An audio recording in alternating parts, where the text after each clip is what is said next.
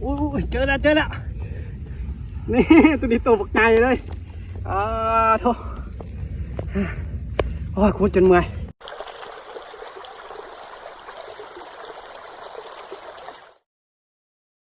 สวัสดีอยู่กับลุงดาวไต่มือนี้ก็จะพาทุกคนมา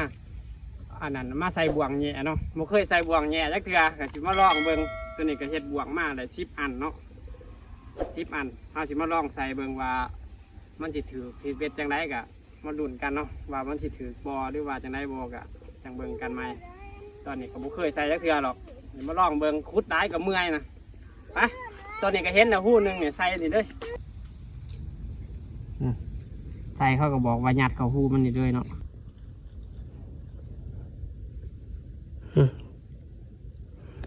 ยัดจังสีเลยถืออยู่บนเนาะบ่เคยใส่จักเทื่อประมาณนี้แหละเนาะเห็นหูมา2-3หูก็มีแต่หูใหญ่ๆเว้ยแต่บ่ฮู้ว่าโตมันสิใหญ่หรือบ่แต่มีหูใหญ่ๆใหญ่เบิดอยู่นี่ก็หูนึงเอามา10 อันก็สิพออยู่ดอกบ่ก็มีหลายหูอยู่เด้บ่ได้ท่านหล่อทั่วเบิ่งเถื่อใส่จังหวะใส่นี่ก็แนวนี้แหละแต่ว่ามันออกบ่ได้แต่ก็บ่เป็นหยังใส่ไว้ไปหูไปโอ้ยยังหูนึงเลยดูง่ายเลยหูก็ติดกันแบบนี้ถือว่าได้โอเคแล้วโอเคเลือดจะ3 นันปันนี้ล่ะแก้บทเอง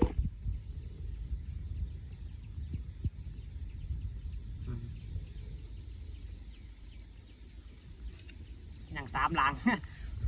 ไป3 หลังนี่ล่ะหูบใหญ่ปลาไหลตัวนี้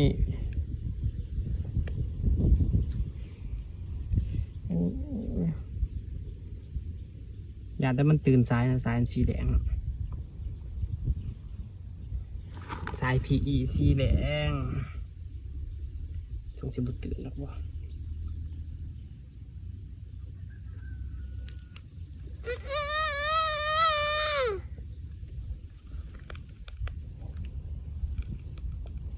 แล้วไปหู้ร้ายขนาดหู้บักร้ายหู้ไม่ต้องหู้แหน่ร้ายแถร้ายวะ10 หลังโมพ่อนะยังเหลือหลังเดียวนี่หลังที่เก่า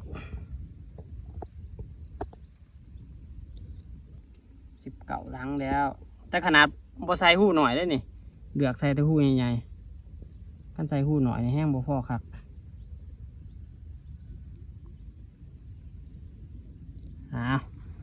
ต้นหู้สุดท้ายหู้หลังสุดท้ายเลยหู้บกใหญ่เลยจะเป็นหู้แง่จะเป็นหู้งูแล้วใส่บางก่อนอันจะมันใจว่าหู้แง่เนี่ยหู้แปะหู้สุดท้ายเสียบไปนี่ยันแกไปก็มาเบี่ยงตัว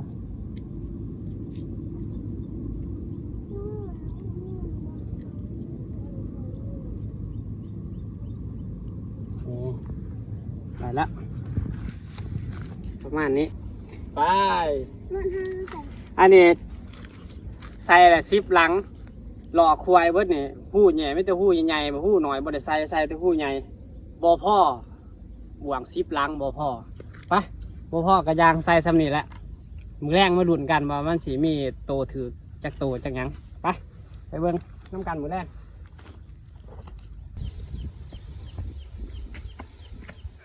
มาทุกคนมือนี้มายามอันนั้นบ่วงแง่เขาเนาะเขาใส่ไว้10 หลังมันยามมึงว่าไม่ถือบ่มือนี้ฟ้าอากาศคือว่าฝนสิตกนี่แง่ก็จะเข่าหู้ไปเลยแหละแต่ถือเสียมานำตัวไหนบ่ถือก็จะคุดเอาเลยไปพยายามมึงตัวนี้รุดออกเลยบ่วงบ่หยักบ่วงชื่อบ่หยักเลยออกจริงๆไปทางไหนได้บาดนี่ฝนก็สิตกมาแล้วสีใส่ขึ้นสิเป็นบ่อนี่ใส่ไปก่อนใส่ ฝนตกนี่พ่อได้แดดเมื่อเลยตอนแรกมายามมา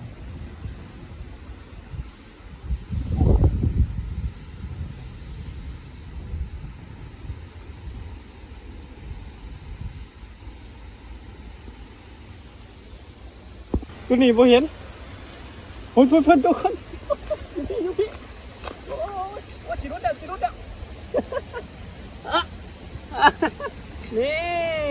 ได้แล้วตัวนึงโอ้ตัวใหญ่ก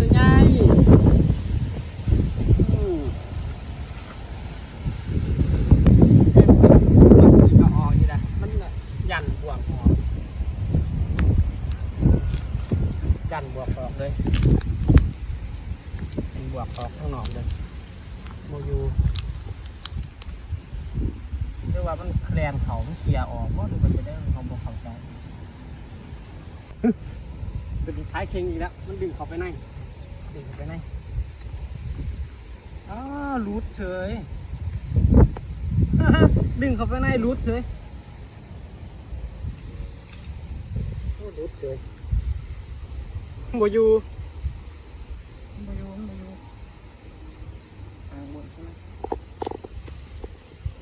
คน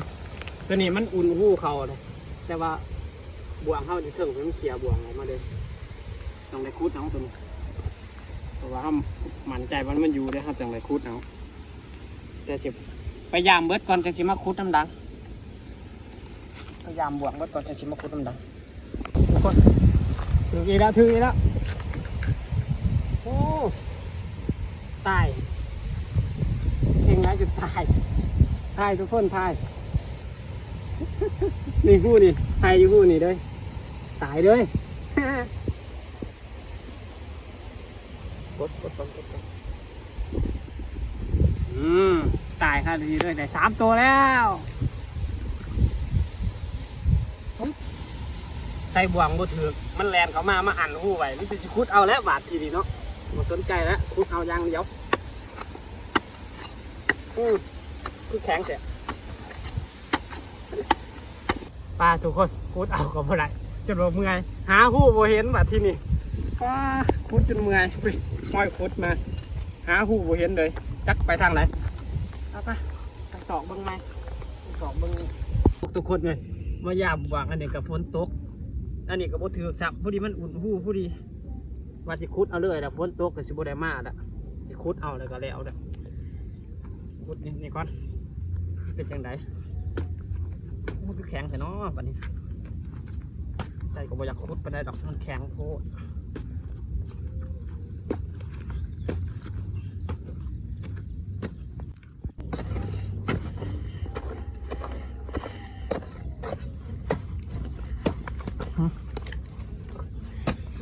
แปลมันบอกแม่แทะแปลมันนี่แล่นออกมาแล้วเสียบบีบพ่อไว้นี่โอ้ยจะเลือกจุดคุดเอาเห็นจะได้สัตว์หนามฝนมันตกเนาะฝนมันตกมันนี่บ่วงมันก็บ่ถือปีบาทนี่ถึงจะ3 ตัวแล้วบ่วงก็ดีคุดเอาบัดนี้ใส่ถุงไว้บัดนี้มันอุดมาฟังหูไว้ยังสิเนาะฟังหูบัดนี้มันออกมาเนี่ยมันเคลียร์ออกเบิดแต่มันบ่ได้บัดนี้จำเป็นเท่าใดคุดเอาเลยปลาไว้ก็เสียเวลาคุดเอาเลยง่ายก่อน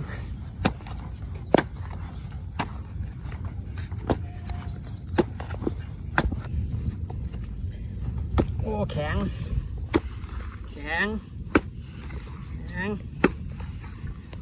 ว่าสิบุคุดแล้วนะว่าสิใส่บวกแล้วนะเห็นสุดท้ายก็ได้คุดคือเก่าฝนกัดโตแดนออกมากเกี่ยวท่านโอ้ดีแต่เอาเสียมเต่งท่านก็จะสิออกละปลาคุดเลือดเสร็จแล้วว่า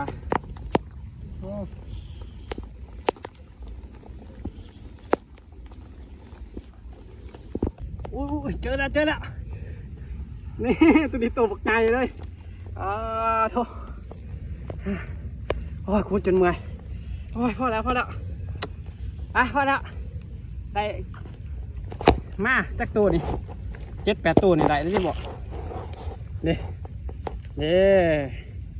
ประมาณ7-8ตัวแล้วไปเมื่อยละฝนกระตุกเนี่ยจะหน่อยมันก็สิมาอีกได้คือบัดถีบบัดแดนเนี่ยสำหรับคลิปนี้ก็สิพ่อไว้สำนี้แหละพอกันคลิปหนาว่าคอยสิพาไปหายังอีกต่อไปเนาะสำหรับคลิปนี้ลาทุกคนไปก่อนไปนี่ตัวนี้ใหญ่กว่าหมูด้วย